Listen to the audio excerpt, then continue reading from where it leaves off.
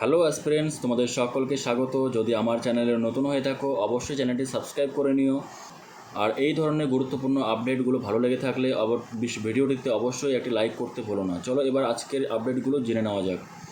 প্রথম পয়েন্টে আসি মেয়েদের হাইট নিয়ে। দীর্ঘদিন ধরে অনেক বোনেদের দাবি সেন্ট্রাল ফোর্স হোক বা দেশের অন্যান্য রাজ্যের পুলিশ রিক্রুটমেন্ট হোক, অধিকাংশ ক্ষেত্রেই কিন্তু মহিলাদের ন্যূনতম উচ্চতা 157 সেন্টিমিটার রাখা হয়।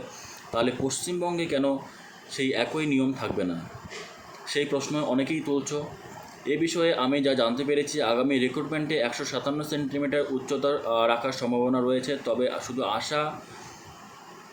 শুধু আশা করে বসে থাকলে হবে না, তোমাদের উদ্যোগ নিতে হবে। যেমন এসএসসি জিডি, দিল্লি পুলিশ বা অন্যান্য রিক্রুটমেন্টে 157 সেন্টিমিটার উচ্চতার যে অফিসিয়াল নোটিফিকেশন রয়েছে, সেই সব প্রমাণপত্র নিয়ে তোমাদের ডিপোর্টেশন দিতে হবে। যদি সবাই একসাথে এই দাবি তুলে ধরো, তাহলে ভবিষ্যতে হাইটের ক্ষেত্রে পরিবর্তন আসার সম্ভাবনা কিন্তু প্রচুর রয়েছে। এবার দ্বিতীয় পয়েন্টে আসি। অনেকেই বলছো রানিংয়ের সময়সীমা নাকি ছেলেদের 6.5 মিনিট থেকে কমিয়ে 6 মিনিট করা হবে। এই বিষয়ে একদম পরিষ্কার বলতে চাই, বর্তমানে এই ধরনের কোনো অফিসিয়াল তথ্য নেই। যতদূর জানা গেছে 6.5 মিনিট রানিংই বহাল থাকবে। তাই এই ধরনের গুজবে কান না দিয়ে নিজেদের প্রস্তুতি চালিয়ে যাও। তৃতীয় পয়েন্ট, 100 পয়েন্ট রোস্টার। অনেকেই জানতে চাইছো 100 পয়েন্ট রোস্টার কি 2024 কনস্টেবল রিক্রুটমেন্টে কার্যকর হবে কি না। তো যতটুকু জানতে পেরেছি এই অনুযায়ী 2024 সালের রিক্রুটমেন্টে এটি কার্যকর হওয়ার সম্ভাবনা খুবই কম, বা নেই বললেই চলে। এর পিছনে বেশ কিছু গুরুত্বপূর্ণ কারণ রয়েছে।